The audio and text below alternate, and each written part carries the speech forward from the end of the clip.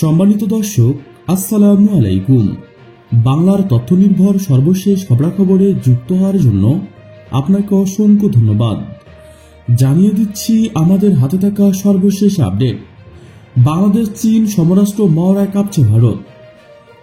রাশিয়ার TU-160 বিধ্বংসী বোমা বিমান পেতে চলছে বাংলাদেশ। নাম শুনেই ভয়ে কাঁপে শত্রুরা। রাশিয়াতে কিসের বিধ্বংসী বোমারু বিমান পেতে চলছে বাংলাদেশ? আপাতত আমাদের দেশে নিজস্ব কোনো বোমারু বিমান নেই।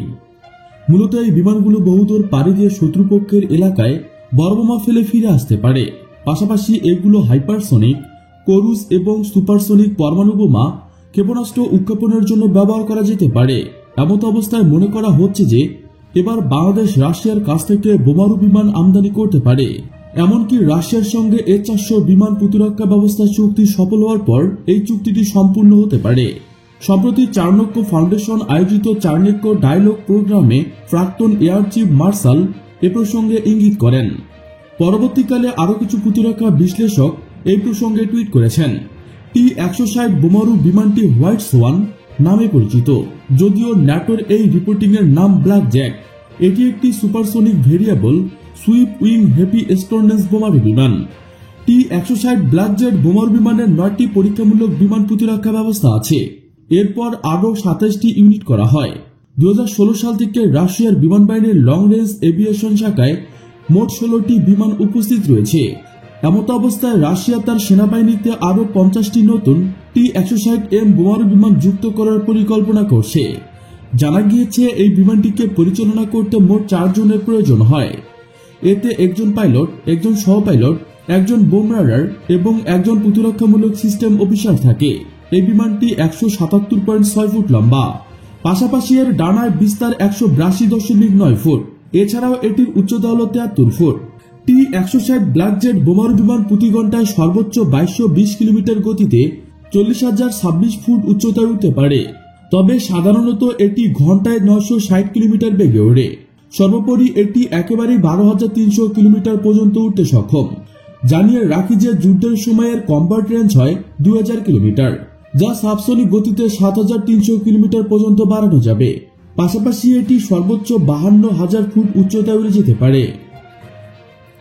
এদিকে বাংলাদেশ চীন সামরিক মহড়া নিয়ে যা বলল ভারত। বাংলাদেশ ও চীনের মধ্যে সম্ভাব্য যৌথ সামরিক মহড়ার দিকে ভারত নজর রেখেছেন। আগামী মে মাসে মহড়া হওয়ার সম্ভাবনা রয়েছে বলে চীনের বার্তা সংস্থা সিনহুয়া ও পিপলস ডেইলি খবর প্রকাশ করেছেন। চীনের বার্তা সংস্থা সিনহুয়া বৃহস্পতিবার জাতীয় প্রতিরক্ষা মন্ত্রণালয়ের উদ্ধৃতি দিয়ে এক খবরে জানিয়ে দিয়েছেন, চীন ও বাংলাদেশের সেনাবাহিনী যৌথ সামরিক মহড়া করবেন। চীনা মন্ত্রণালয়ের তথ্য অনুযায়ী দুই পক্ষের সম্মতির ভিত্তিতে চীনের পিপলস লিবারেশন আর্মি PLA একটি কন্টিনজেন্ট যৌথ মহড়ায় যোগ দিতে আগামী মে মাসের শুরুর দিকে বাংলাদেশে যাবেন। বিষয়টি নিয়ে দিল্লিতে সাংবাদিকরা দৃষ্টি আকর্ষণ করলে ভারতের পররাষ্ট্র মন্ত্রণালয়ের মুখপাত্র রণধীর জয়সওয়াল বলেন, প্রতিবেশী দেশ কিংবা অন্যত্র এ ধরনের মহড়ার ওপর ভারত সবসময় দৃষ্টি রেখে চলছে।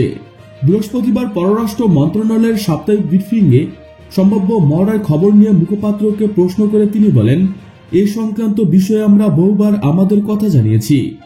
আমাদের প্রতিবেশী রাষ্ট্রে অথবা অন্য কোথাও সব ধরনের ঘটনার ওপর আমরা নজর রাখি, বিশেষ করে সেই ধরনের ঘটনা যা আমাদের অর্থনীতি ও নিরাপত্তার ওপর যা প্রভাব ফেলতে পারে।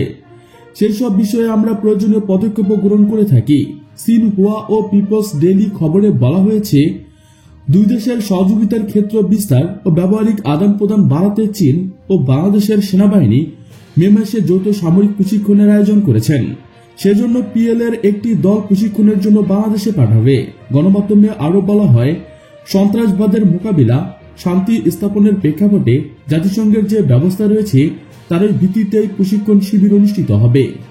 প্রিয় দর্শক, আজকে এই পর্যন্তই। শুরু থেকে শেষ পর্যন্ত চেষ্টা করছি বাংলার সামরিক অর্থনৈতিক সঠিক তথ্য উপস্থাপন করতে। আপনাদের কোনো তথ্য কিংবা পরামর্শ থেকে থাকলে তা কমেন্ট করে জানিয়ে দিতে পারেন। নিশ্চয় আবার দেখা হবে পরবর্তী ভিডিওতে। Thanks for watching my video. Allah হাফেজ।